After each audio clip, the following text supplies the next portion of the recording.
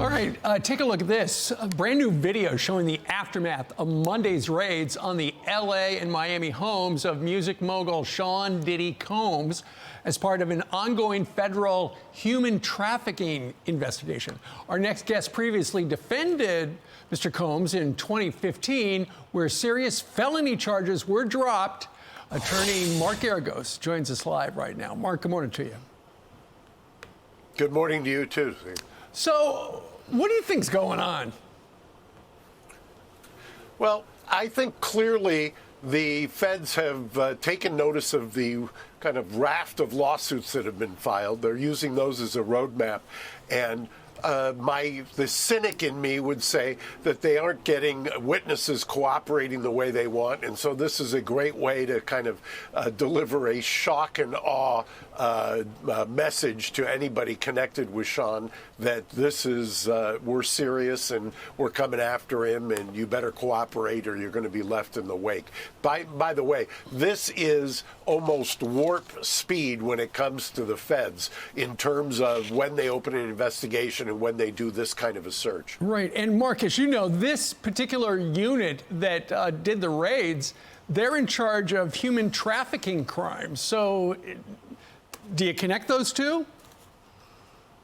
Yes, I don't think that there's any doubt in my mind, at least, that their Homeland Security is leading the charge here, and that the allegations would seem to mirror exactly what has been alleged in a couple of these lawsuits. Right. So, like I've said before, and they've taken a look at the lawsuits. They're using that as a roadmap, and they're engaging in this kind of activity to claim to want to freeze his electronics. I think his lawyer, and I think you mentioned you may have the statement, I think his lawyer came back and has complained bitterly about it. Well, perfect transition. Let me read the attorney's statement. They say yesterday there was a gross overuse of military-level force as search warrants were executed at Mr. Combs' residences. There is no excuse for the excessive show of force and hostility exhibited by authorities or the way his children and employees were treated.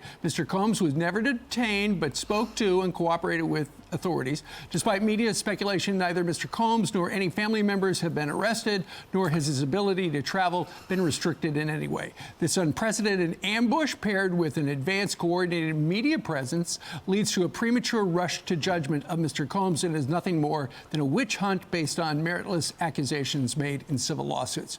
There has been no finding of criminal or civil liability with any of these allegations. Mr. Combs is innocent and will continue to fight every day to clear his name. And in that, Mark, the lawyer does mention these other lawsuits, and you mentioned one of the lawsuits. One of them came, I believe it was last November, and it was Sean Combs's former girlfriend, Cassie, who, among other things, alleged rape and things like that. That was settled, I think, within a day or two after filing it, but it had to do with the deadline, didn't it? Yes, New York had this kind of unique look-back statute, the Adult Sexual Survivors Act. On the eve of that expiring, the lawsuit was, they mediated it and then settled it right on the eve of that expiration. That kind of triggered some of these other lawsuits that also jumped on right after the fact. But I think his lawyer's got a point, and it's obvious, at least to anybody who does this for a living, that those were kind of the scripts from which the Department of Justice is singing on these lawsuits.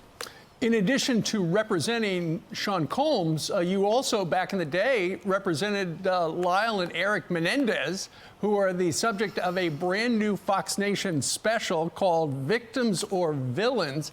Here's a snippet where a juror talks about the defense. Testimony of all the family members for the defense made a huge impression upon me that they were supporting Lyle and Eric. As soon as Jose took either one of the boys into their room, the door was locked behind him. And Mark, you're part of this special, but one of the things you have been talking about is these rulings, these convictions should be overturned because they should argue they defended themselves in self-defense. Yeah, what happened here is in the first trial, they had two separate juries, one for Lyle, one for Eric. Those juries overwhelmingly found it was not a murder case, it was a manslaughter case, but they were hung. Then they did a second trial. What happened in between is O.J. Simpson was acquitted. 8 days later, after the acquittal of O.J.'s, they start picking this jury. There was all kinds of pressure on the DA to get a conviction, to win the big one, because they had a succession of losses for anybody who remembers that era back in the 90s in L.A. So the pressure was there. The judge, I believe, succumbed to that pressure and changed the rules in the middle of the trial. He kind of pulled the rug out from under the defense. I didn't try that case. It was very ably tried by Leslie Abramson. And they ended up getting sentenced to life without parole. The interesting thing is, if these had been the Menendez sisters, I don't believe for a second they would still be in custody. Wow.